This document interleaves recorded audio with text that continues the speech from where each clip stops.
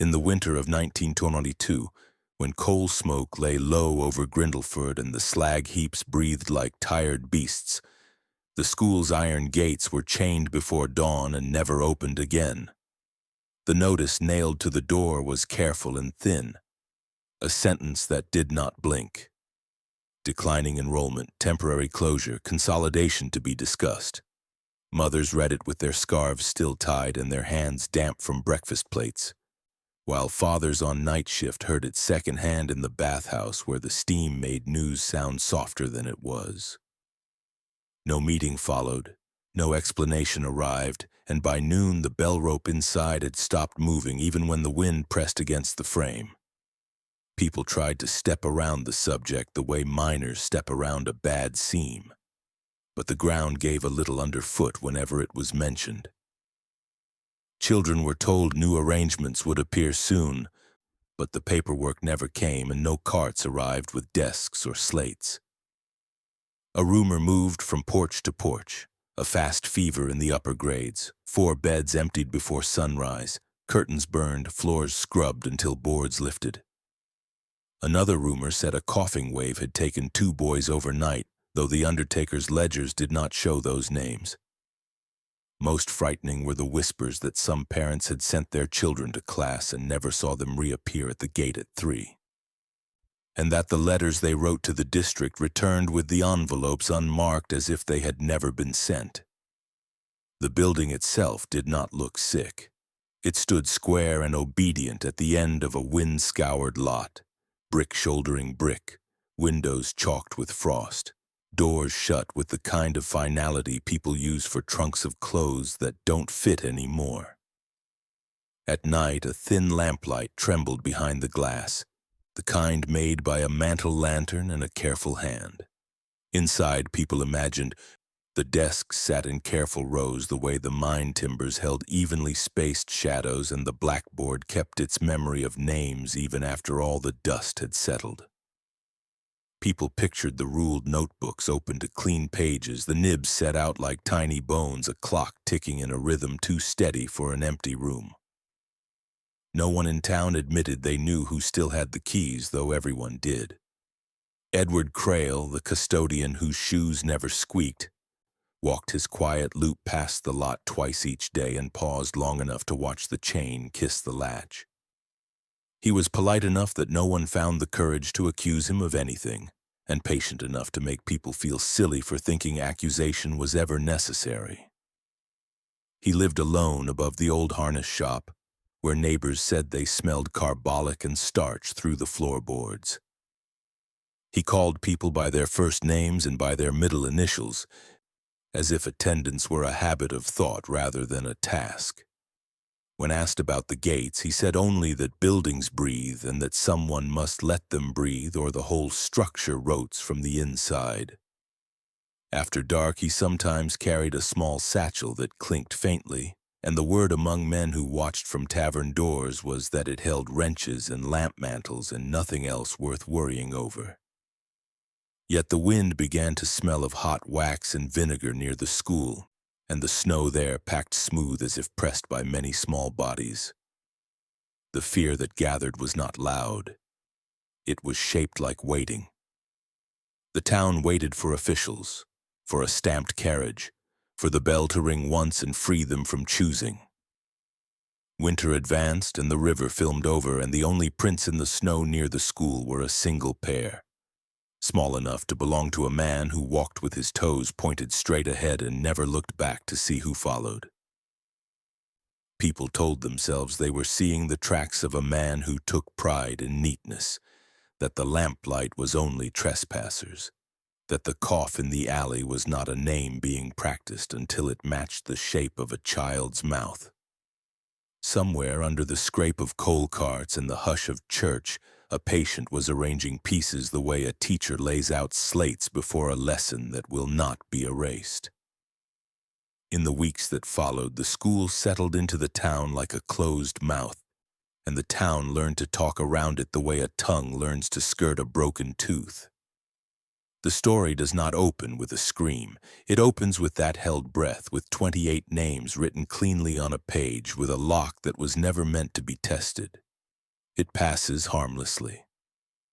The night waits. By 1942, the school was more ruined than building, yet it never slouched into the kind of neglect that makes people forget. The bricks were weather-darkened, the gutters sagged under moss, but the windows stayed intact, glass wiped clean from the inside. The front steps, unlike the crumbling pavement of Main Street, remained swept of leaves and soot. The one man who saw these small details was Edward Crail, though no one had ever formally asked him to. He was older now, his hair the pale shade of snow packed underfoot, his posture still straight in the way of someone used to keeping order in quiet spaces. On his belt, polished to a faint glow, hung a single brass key. People said it was the master key cut before the war, and that he never removed it even to sleep. In a town where most men had dirt in their fingernails and the smell of the mine in their clothes, Crail kept himself in a state of cleanness that made others uneasy.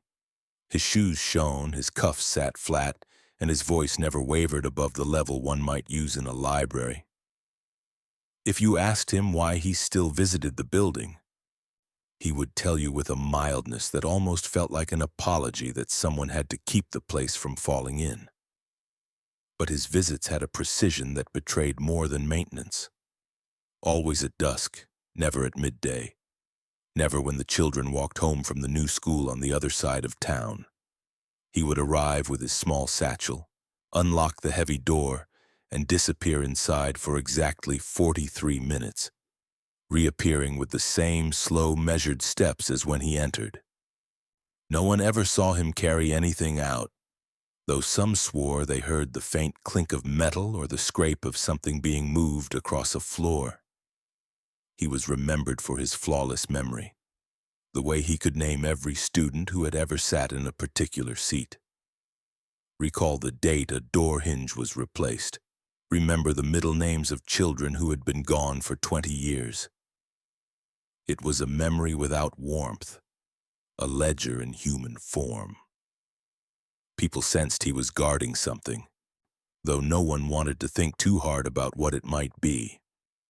The air seemed to shift when he passed, as if carrying with him the stale, close smell of chalk and oil lamps, and in his eyes, behind the civility and the habit of small nods, there was the faint glint of someone who knew more than he should.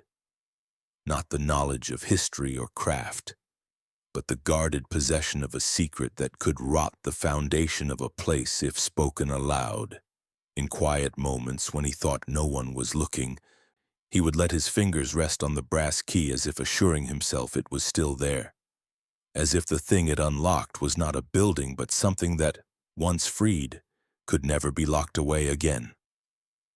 Those who caught that brief absent motion understood, without wanting to, that Edward Crail was not preserving the school at all. He was holding it shut. And whatever remained inside was not yet done learning its lessons. Margaret Fenn had handled thousands of documents in her years as Grindleford's unofficial archivist. Brittle deeds, faded photographs, tax rolls so dull they felt like holding sleep in paper form. But nothing like the ledger that arrived in a mildewed box from the auction house. It came bundled with the usual scraps of history from an estate sale, county maps, letters about nothing, a handful of school district forms she thought she'd seen before.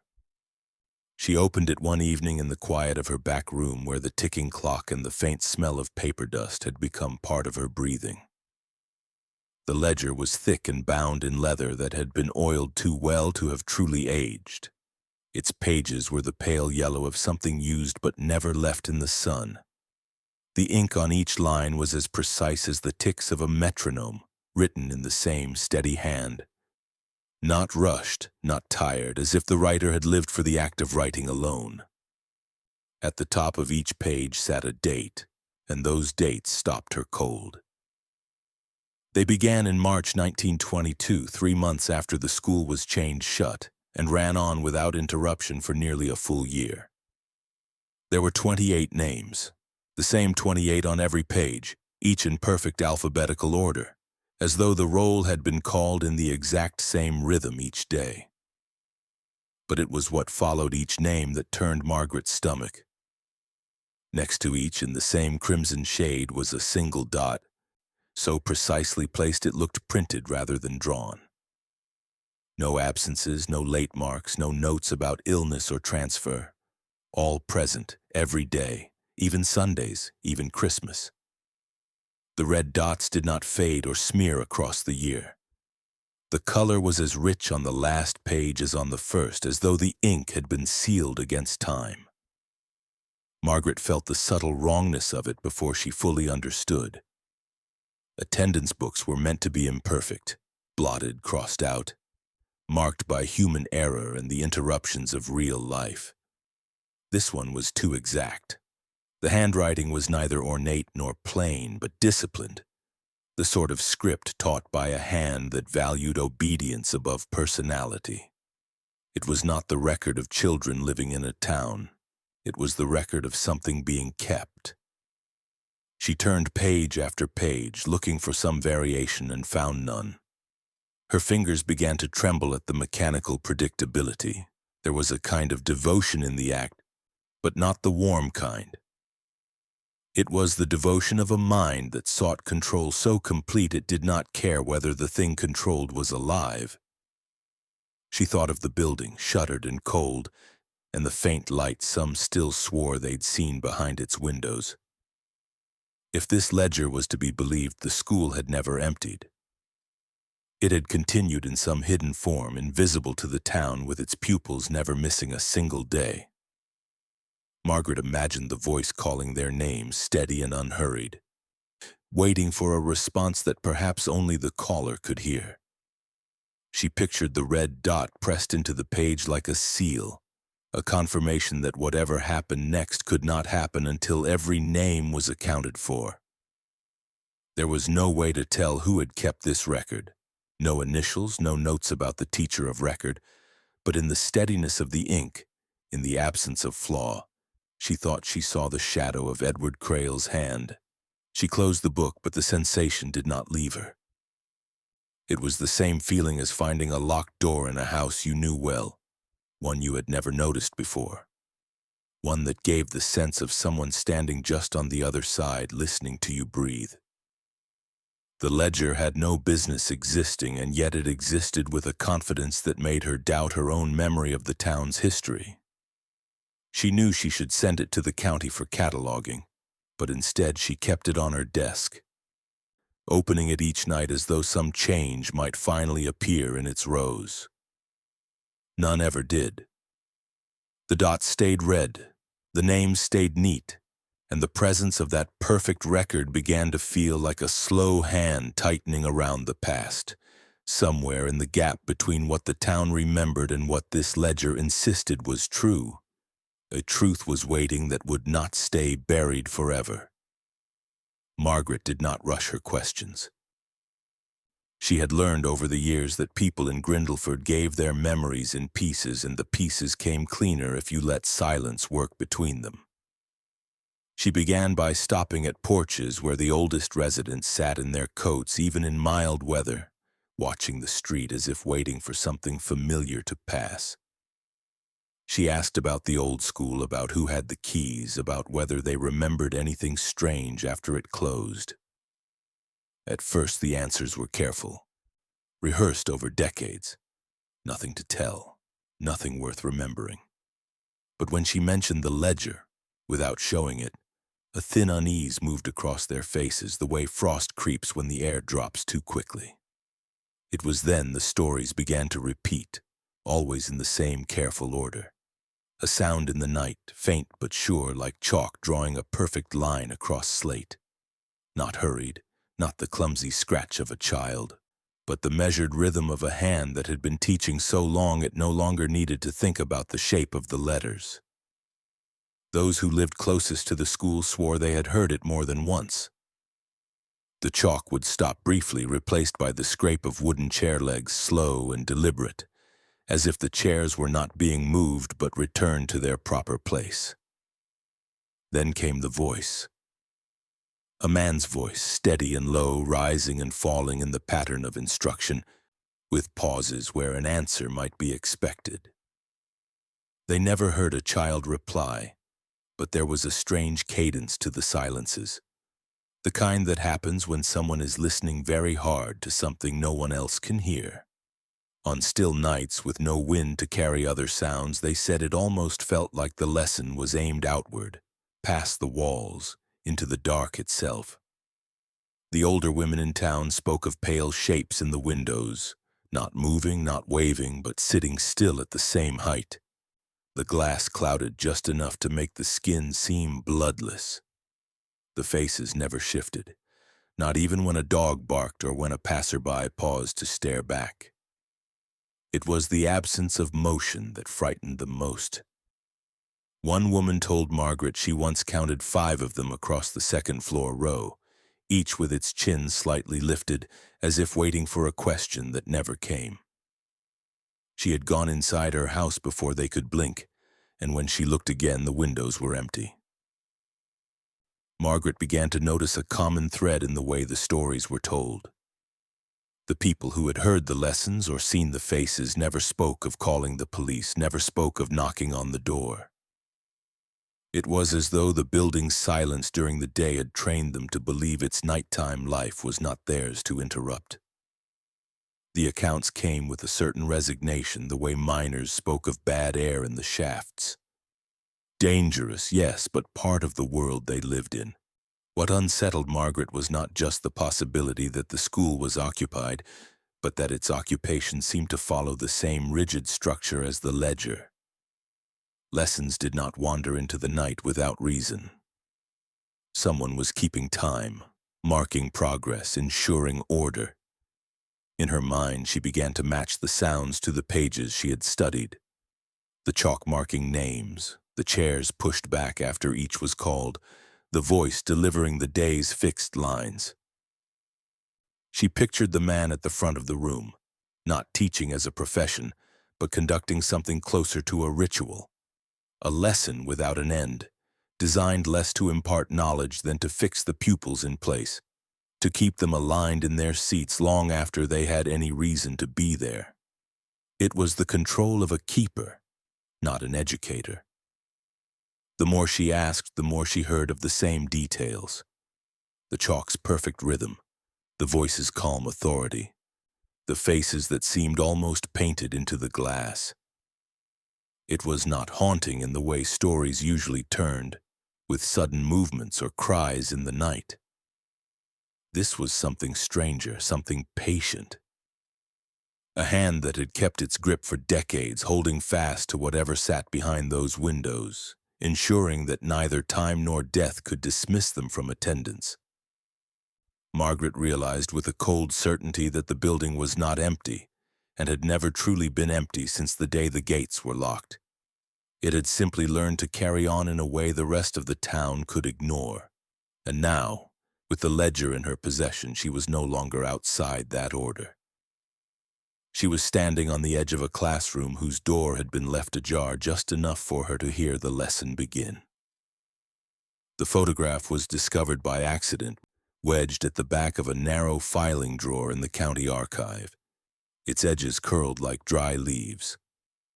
Margaret had been searching for old district boundary maps when the key to the locked cabinet turned in her hand with a reluctance that suggested it had not been opened in years. Inside were dusty manila folders with brittle twine ties, their labels faded to near invisibility. The photo was tucked between budget reports from 1921 as if it had been hidden there deliberately, not misfiled. The first thing she noticed was the order.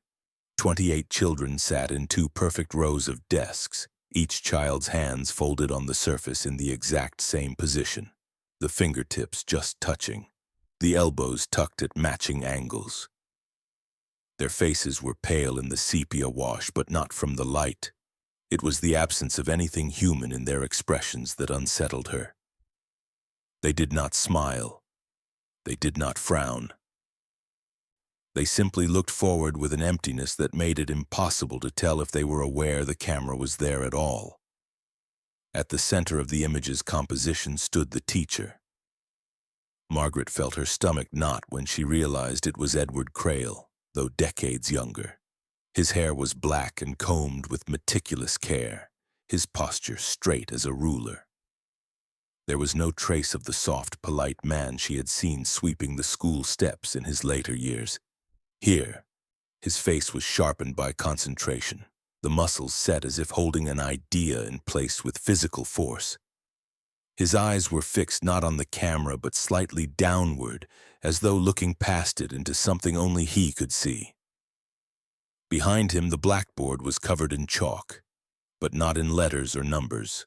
The markings were symbols she could not recognize, precise and symmetrical, looping and intersecting in ways that felt deliberate but not legible.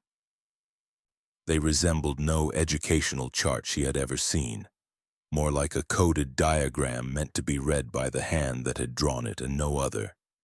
The longer she studied the children, the more she noticed details that deepened the wrongness. Each wore clothing that was spotless but stiff, as though starched beyond comfort.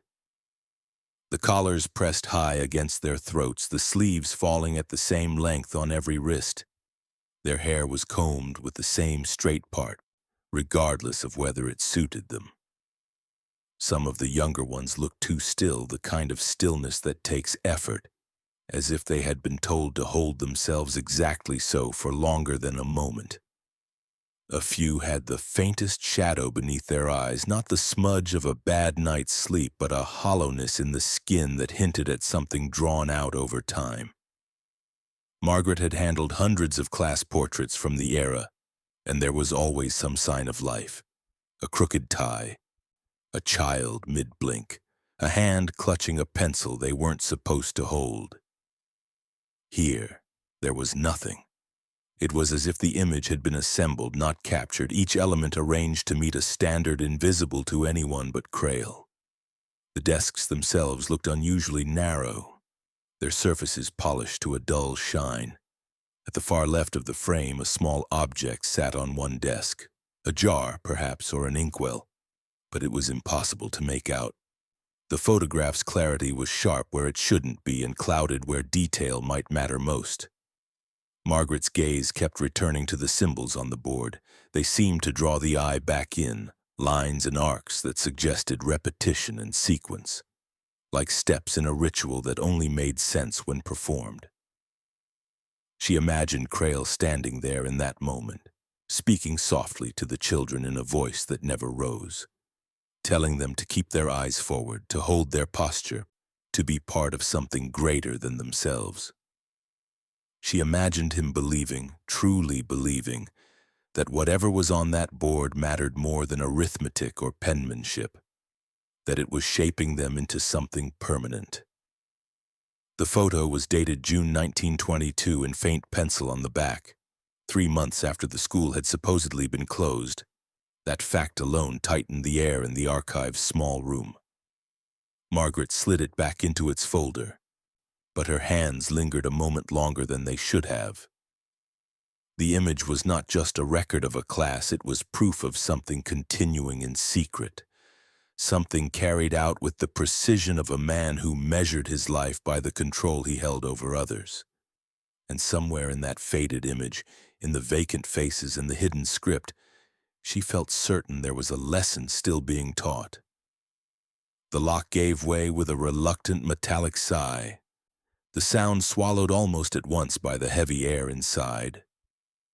Margaret stepped through the doorway with the retired officer close behind, his flashlight beam slicing through layers of stillness. The building smelled of paper left too long in damp air, of varnish grown sour with age, of something faintly medicinal that clung low to the floor. Dust lay over everything in a uniform thickness, softening edges, muting colors, but there was an order beneath the decay, chairs still aligned, blackboards still bearing the ghost of past writing, hallways free of fallen plaster as if someone had kept watch. They moved down the main corridor, their steps muffled, the beam darting across rows of desks in the classrooms they passed. Most were grayed over by decades of neglect, their surfaces dulled and littered with debris. But in the third room on the left, Margaret saw it. One desk, standing at the same angle as the rest, but gleaming faintly, its wood unclouded, as if it had been polished that morning. She crossed to it without speaking, her pulse beating in her throat. The air here felt different, denser, like a pocket of time sealed off from the rest of the building. Her fingers hovered above the smooth surface before she lifted the lid. Inside, resting in the hollow space where books and slates once lay, was a glass jar no bigger than her fist. It was sealed with a thick layer of wax, the kind poured slowly and allowed to harden in careful layers. The glass was cloudy, but the shape inside was clear enough. A small, dried piece of flesh curled at one end and tapering at the other.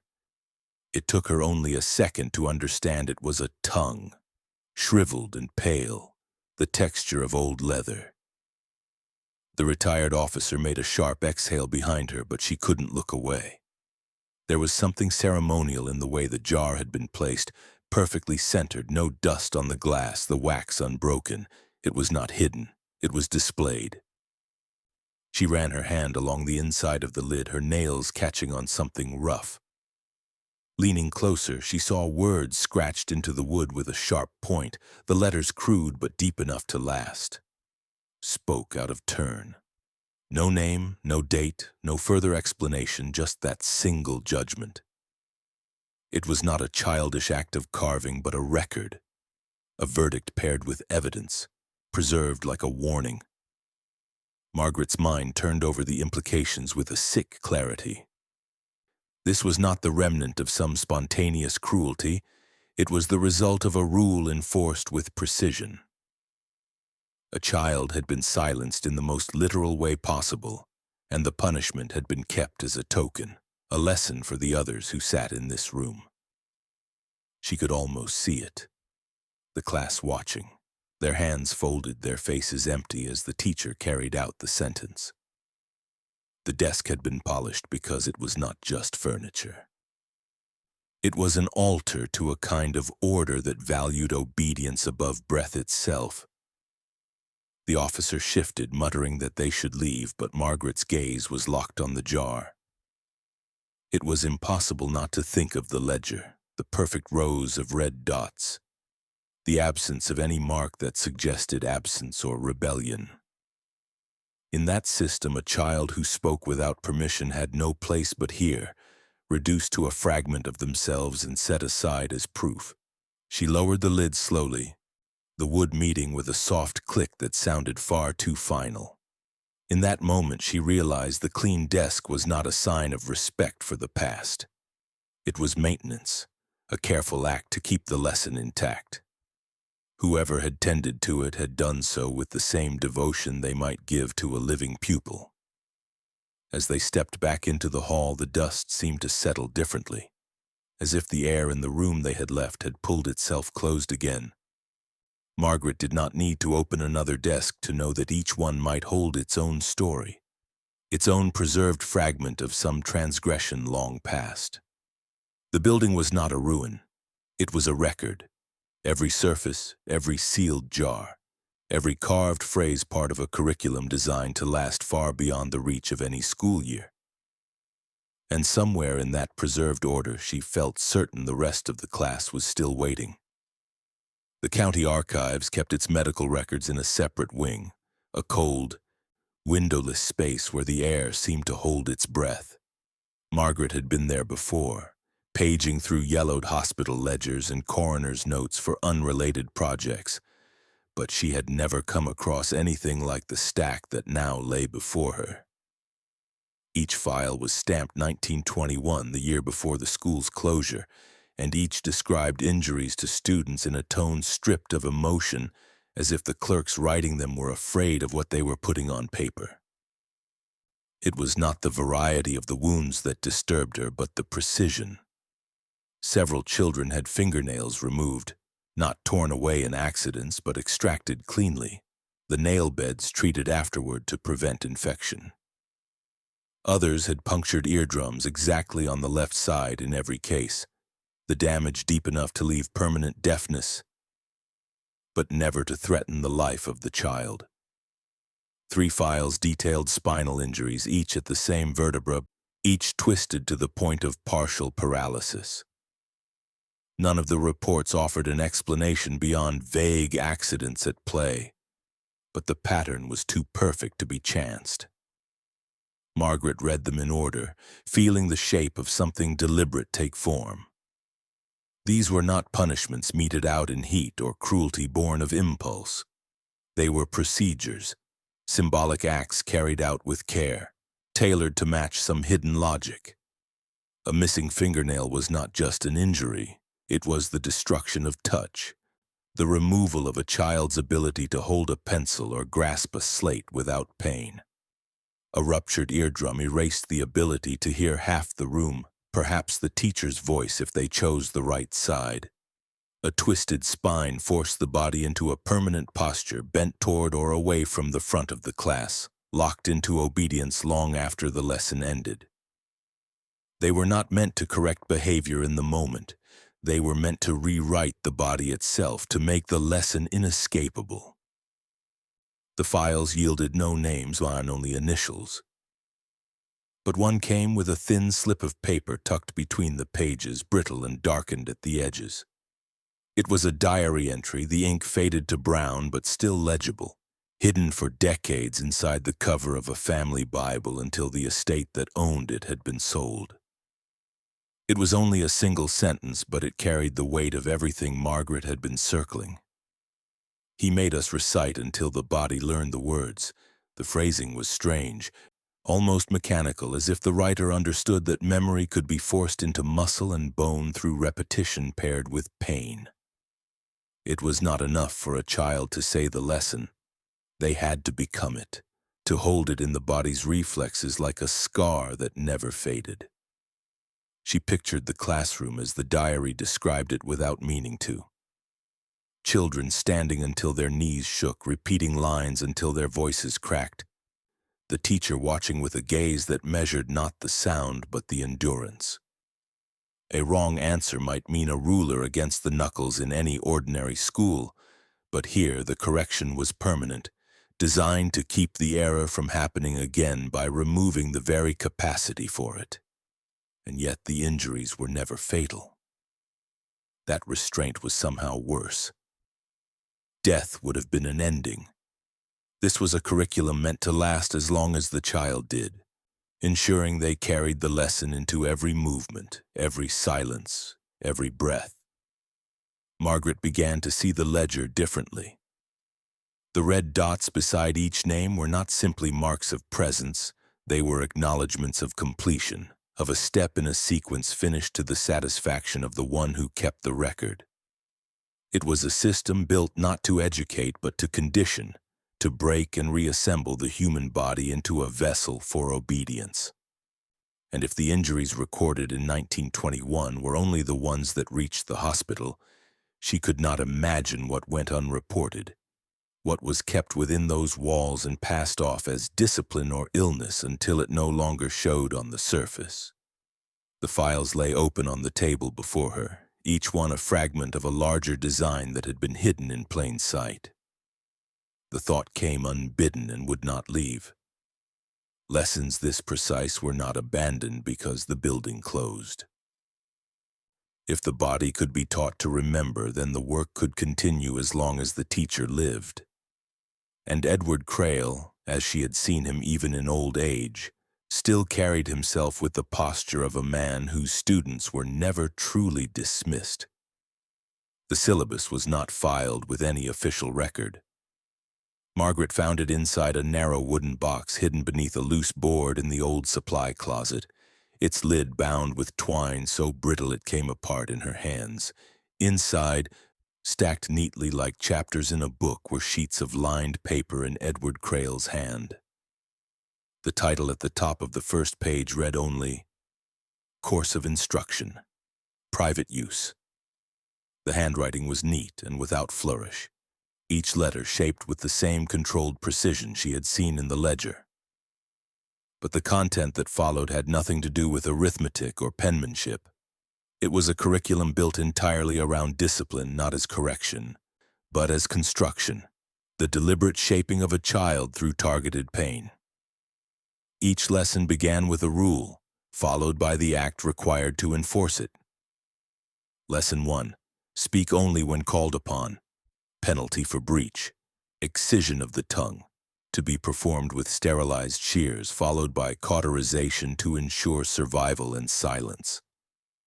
Lesson 2. Keep the mind fixed on the work. Penalty for breach. Removal of sight from one eye, the weaker of the two, to train the stronger to remain attentive. Lesson 3. Pass no written or spoken messages to peers. Penalty for breach. Fusion of the index and middle fingers using molten sealing wax, preventing the ease of note passing and reinforcing the unity of the hand for holding chalk alone. Each page followed the same pattern.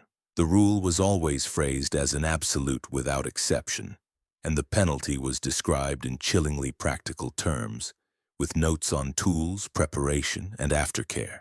There was no mention of anger, no sense of retribution, only procedure, as if Crail saw these acts not as punishments but as necessary steps in a process of refinement. In the margins he wrote small justifications, fragments of thought that revealed the philosophy beneath the cruelty. Pain etches the truth deeper than chalk ever could. The body remembers longer than the mind.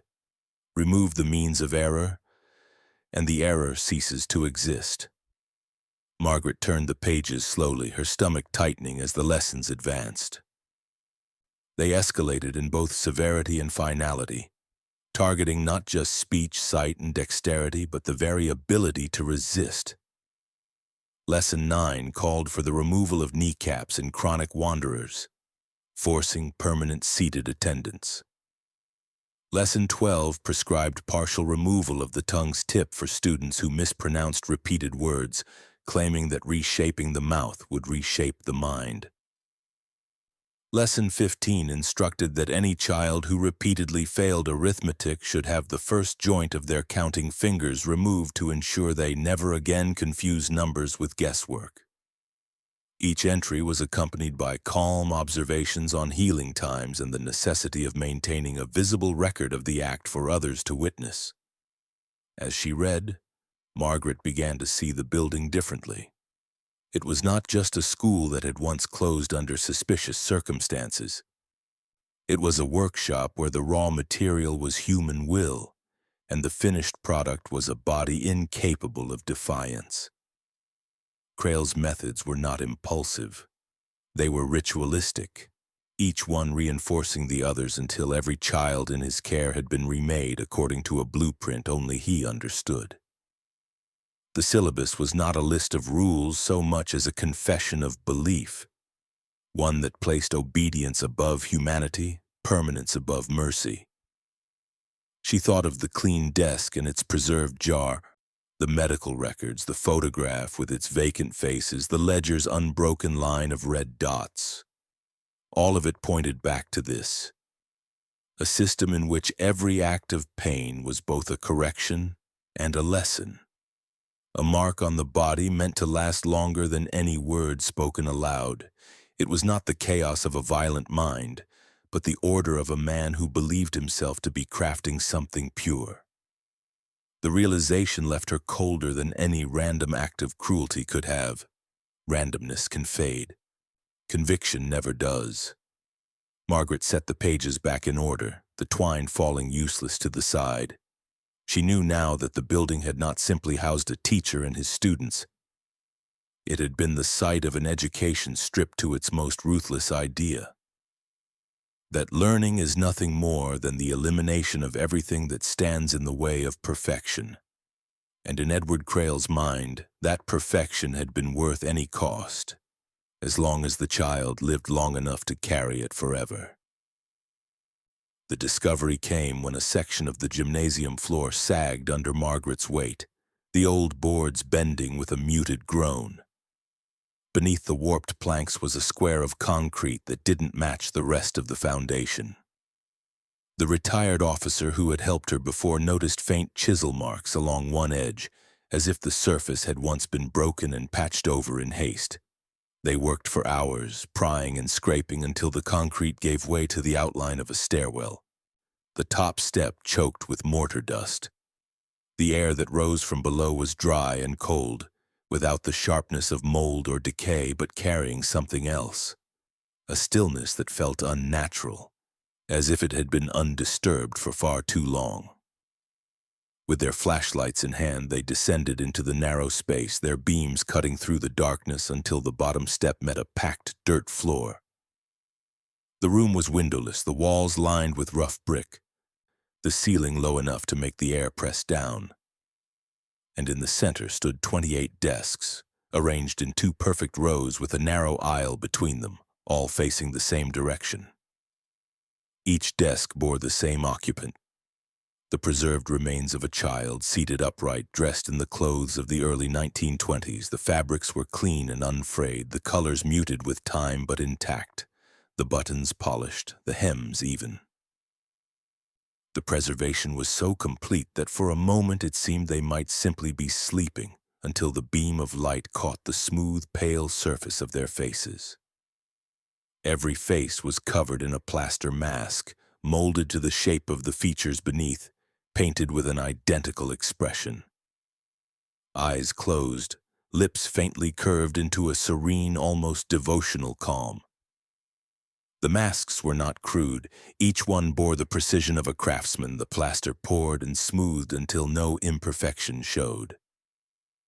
The paint was minimal, just enough to give a warmth to the cheeks, a lifelike tone to the lips. The serenity they depicted was not the peacefulness of children at rest, but something more deliberate, more posed, as though each expression had been chosen to convey the same quiet submission. None of the children slumped in their seats. Their backs were straight, their hands folded neatly on the desk surface, mirroring the posture seen in the old class portrait. Every detail spoke of maintenance, clothes dusted, masks free of cracks, desks polished. This was not a forgotten crypt. It was a classroom frozen in the exact state its keeper intended. At the front of the room stood the blackboard, just as it had in the photograph Margaret had found. The symbols chalked across it were unchanged, the lines still sharp and unbroken as if they had been drawn only hours ago. The symbols carried a weight that went beyond their strange shapes. They seemed to hold the room together, to anchor its order in the same way the ledger's red dots had fixed the students in their places on paper. It was impossible to tell if the blackboard had ever been erased or if the marks had been preserved through some process unknown. All that mattered was that the message, whatever it meant, was still being delivered to the silent rows before it. Margaret's light swept over the desks again, and she noticed details she had missed at first glance. On the desk of the child nearest the aisle, a small ink bottle sat perfectly centered, sealed with wax. Another desk bore a ruler, its edge worn smooth from use. Some held small objects that seemed too personal to be part of the classroom inventory. A locket, a folded scrap of paper, a marble with a cloudy center. Each object was placed with intention, as if it marked something about the lesson that the child had learned before becoming part of the display. The arrangement felt almost devotional, the way offerings are left at an altar. The effect was overwhelming, not because of the sight of the preserved bodies, but because of the order they represented. There was no chaos here, no sign of violence. Whatever had happened to these children had not been done in haste. This was the work of someone who believed they had completed their task and was content to leave the result untouched. It was an end state, a finished lesson that no longer required correction. The air carried no smell of decay, only the faint scent of plaster, wax, and the dry dust of brick. Margaret understood then that this was the true heart of the school. The rooms above had been a facade, the sounds heard at night only a shadow of what had once happened here. The ledger, the photograph, the syllabus, they were all records of process. But this room was the outcome. This was where the 28 lessons ended, where each child was fixed forever in the posture of obedience. The aisle led directly to the blackboard, a narrow path lined with silent witnesses, each mask reflecting the same quiet acceptance. And in that moment she knew that to Crail, this was not a tomb. It was a classroom still in session, waiting only for the teacher to return and begin again. The box of writings was found in a compartment built into the underside of Crail's old desk, a space so carefully hidden it seemed part of the wood itself. The papers inside were stacked in a precise order, their edges aligned, each page written in the same unbroken hand. At first glance they read like the reflections of a teacher consumed with discipline, but the further Margaret read, the more she understood they were something far darker. A philosophy polished over years, explaining not just the purpose of his lessons, but their end. Crail wrote that knowledge was never truly learned unless the body carried it as pain. He claimed that memory anchored in suffering could not be forgotten, that it would survive longer than thought, longer than will. He spoke of the body as a ledger, one where every injury was an entry and every healed scar was proof of mastery. Each child, he wrote, would undergo a final test when their course was complete. The test was not an exam, not a recitation, but the act of enduring their personal lesson without screaming. The lesson was always tied to the rule they had once broken, the one that had defined their place in his private syllabus. If a child's tongue had been removed for speaking out of turn, the test might involve being forced to sit through hours of whispered provocation, unable to respond, while Crail measured every twitch of their jaw. If one eye had been blinded for daydreaming, the test might be conducted in complete darkness, with only sudden flashes of light and the demand to keep their gaze steady. If fingers had been fused for passing notes, they might be made to write on the board for hours until the wax-bound digits bled. Crail wrote that the test was not about cruelty, but about proof. Proof that the lesson had taken root, that the child was no longer capable of defiance even in the privacy of their own mind. Passing meant silence. Passing meant stillness. Passing meant the body had submitted entirely, and the child could be preserved as an eternal pupil. These pupils, he believed, would never forget, even in death. They would sit forever in the perfect order he had given them, their obedience a fixed truth in a world too prone to decay. But not all passed. Those who screamed, who flinched, who broke under the weight of the test were dismissed. The word appeared often in his notes, always without emotion, as if it simply meant the end of a contract. Dismissal meant burial. Shallow graves behind the schoolyard marked by nothing but the disturbed earth. Crail noted the location of each, the tools used to dig, the hours spent afterward restoring the soil to its original pattern so no one would suspect. He described the work in the same language he used for carpentry, and when the graves were eventually uncovered decades later, the bones bore marks that matched the teeth of handsaws and chisels, not from violence in the moment, but from the shaping of the grave to fit the body exactly. Reading those pages, Margaret saw the preservation room differently. The 28 masks were not the whole class. They were the ones who had passed, the ones Crail deemed perfect. The others had been removed from the rows, their absence erased in the way the ledger never showed an empty seat. The system was self-contained, each outcome feeding his belief that he was not a killer but a craftsman, shaping human material into the purest form of obedience. He spoke in his writings of the satisfaction in walking the rows after a test, of feeling the stillness in the air, of knowing there would be no more need for correction. Margaret closed the last page and sat for a long moment with the weight of what she had read. Crail's words were not the rantings of a man lost to madness. They were calm, reasoned, and certain. That certainty was more frightening than any impulse could be. In his mind, there was no cruelty in what he had done. There was only the belief that he had given the world something flawless, something immune to the flaws of ordinary life. And as long as the preserved pupils sat in their rows, with their serene plaster faces turned toward the blackboard, the test, and the man who devised it, had never truly ended. The summer of 1947 had been unusually warm, the air in Grindleford carrying that heavy stillness that made every sound feel closer. Margaret had been leaving the library late when she saw him.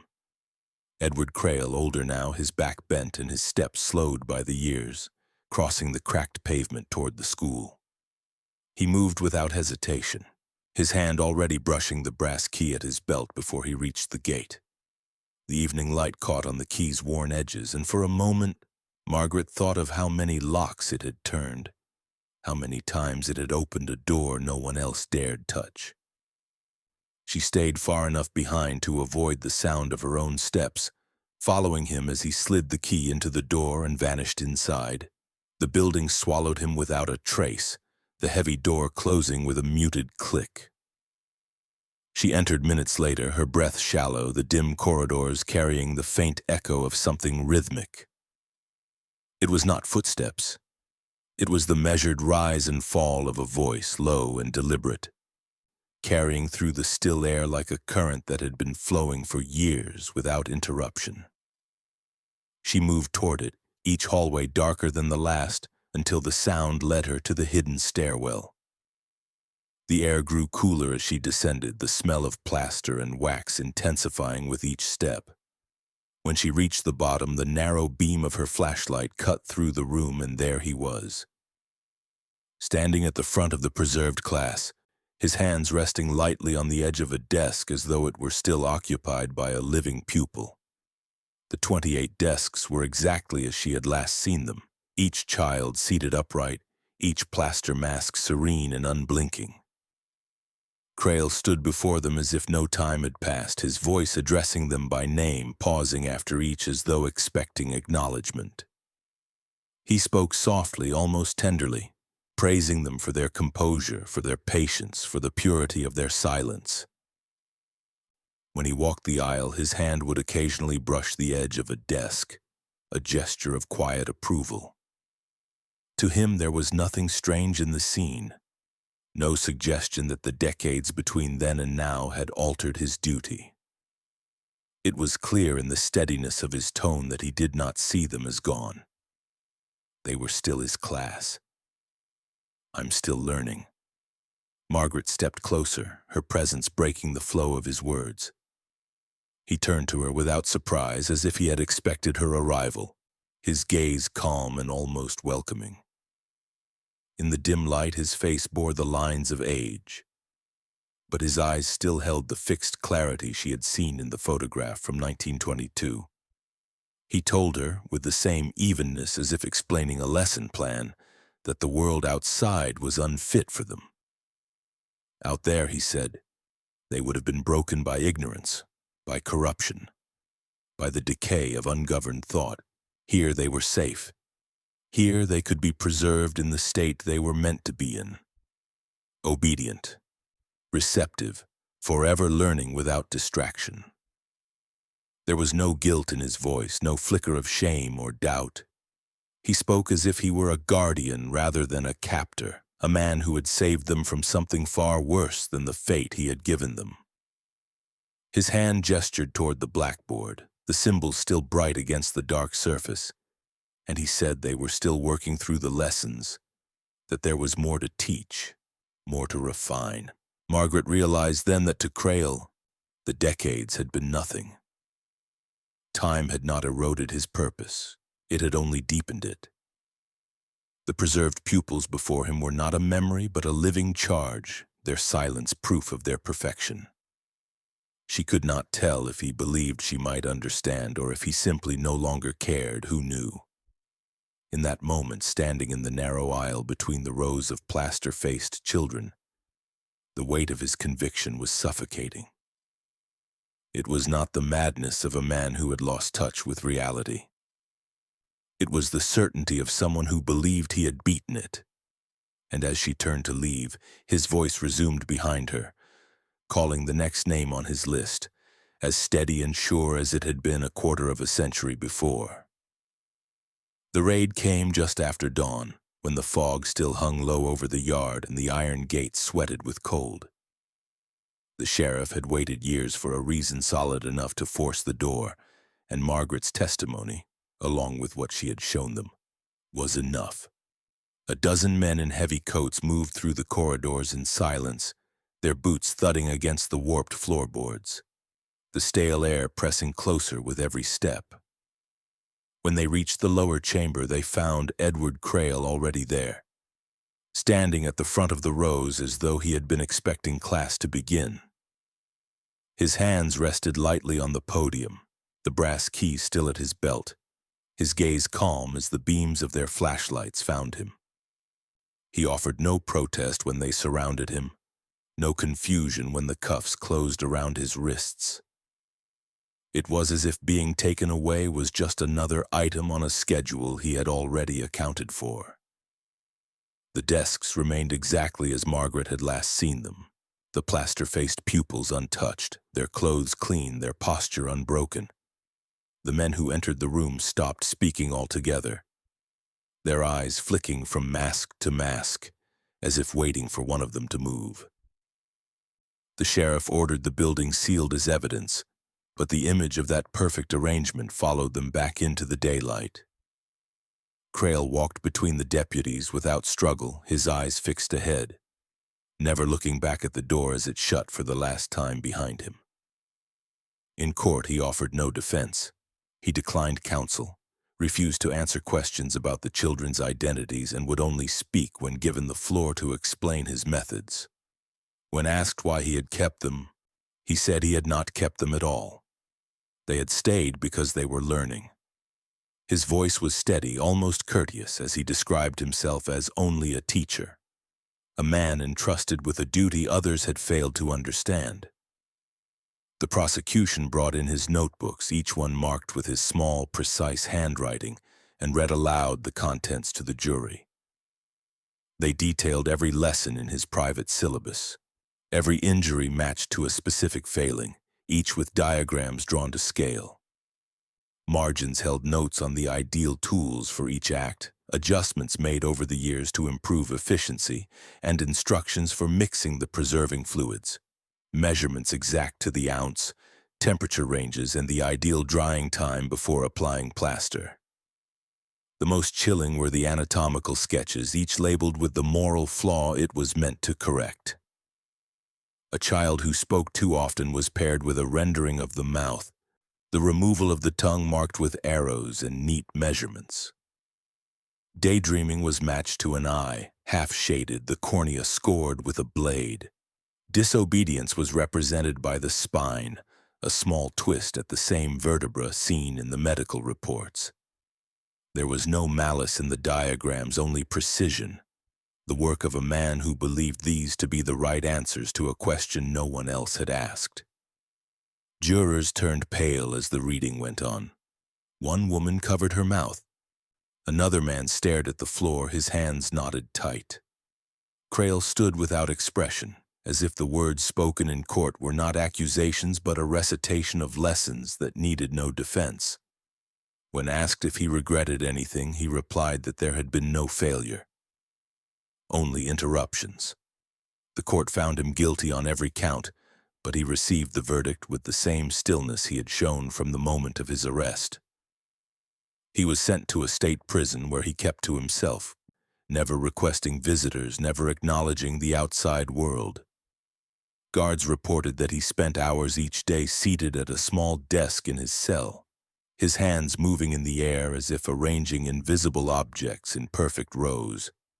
He repeatedly requested chalk and ink, though he was never given them, as if he still intended to write his next lesson plan. 2 years into his sentence, he died quietly in his sleep, the brass key to the school found in his hand. To the end, Edward Crail had remained certain of his role, certain that what he had built was beyond the reach of any court. In his mind, the class was still in session, waiting for the return of their teacher. The demolition began on a gray morning in the spring of 1950, the kind where the clouds seemed to press lower with each passing hour.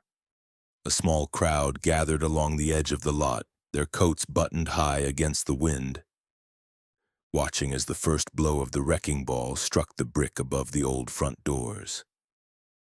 The sound was deep and hollow, like a muffled bell tolling, and dust bloomed outward in slow, heavy clouds. The school did not fall easily. Every beam, every joint seemed to resist, as if the building itself understood it was not just stone and wood, but the container of something meant to remain undisturbed. Piece by piece it came apart, the classrooms first, then the gymnasium, until only the foundation and the buried stairwell remained. When the debris was cleared, the workers uncovered the room beneath, just as it had been left the day Crail was taken away. The desks were removed one by one, each child carried out with care, the plaster masks still intact, the clothes still smelling faintly of starch and wax. The 28 preserved students were placed together in a single long casket, built from polished oak and lined in white cloth. It was the town's decision, though no one could say who had first suggested it, that they be buried side by side rather than separated, their final seating chart fixed forever in the ground. The burial took place on the southern edge of the cemetery, in a plot large enough to hold them without crowding. Their names, painstakingly matched through what records could be found, were etched into a single slab of granite. The letters were deep and dark, cut so cleanly they seemed to swallow the light. At the base of the stone, a single line was carved: "They are at rest." No date of death was listed, no cause, only the names ordered as neatly as they had been in the ledger. In the months that followed, the site became a place of uneasy pilgrimage. Some came with flowers, their visits quiet, their eyes lowered as if in prayer. Others came out of morbid curiosity, stepping closer to the stone to run their fingers over the carved names, whispering to each other about what had been found beneath the school. Children dared each other to stand at the plot at night, to touch the granite and listen for the sound of chalk or the scrape of a chair. The cemetery's caretaker noted that the grass around the stone never seemed to grow as thick as elsewhere, the soil darker and finer, as if the ground itself remembered. The state passed new laws in the wake of the discovery, rules requiring strict oversight of schools, mandatory inspections, and regular reporting on student welfare. On paper, it was a victory, a safeguard meant to prevent anything like Grindleford from happening again. But inside the town, the details were seldom spoken aloud. When outsiders asked, the residents would answer with a simple, "It's over now," and steer the conversation elsewhere. Parents warned their children away from the subject, and those who had been alive during the school's final years carried their knowledge like a sealed envelope, never opened, never destroyed. The silence became part of the town's identity, not an absence of memory, but a decision to keep the shape of the story without its substance. Margaret visited the plot once, standing alone in the late afternoon as the light slipped behind the ridge. She traced the names with her fingertips, the stone cool beneath her hand, and felt the weight of the years pressing against her. She thought of the ledger, the photograph, the desk with its wax-sealed jar, the medical reports, the hidden syllabus, and the preservation room. All the pieces that had led her to this place. She understood now that the horror had not been in the acts alone, but in the fact that they had been carried out with patience, with conviction, under the guise of shaping something better. It was not the chaos of evil that had kept Crail's work hidden for so long, but its order, its ability to masquerade as guidance. As she stood there, she realized that evil like his does not roar, it instructs, it is correct. It offers safety while stripping away the self, and it thrives best when those who see its edges choose to look away. The school was gone, the desks empty, the key buried with the man who had carried it for a lifetime. but the truth of what had happened there would always rest just beneath the surface, in the soil, in the stone, in the spaces between the names. Margaret knew the silence would hold, just as it had for nearly 3 decades, because silence is the most loyal accomplice of all. And somewhere, beyond the reach of any law or memory, the last bell still waited to be rung.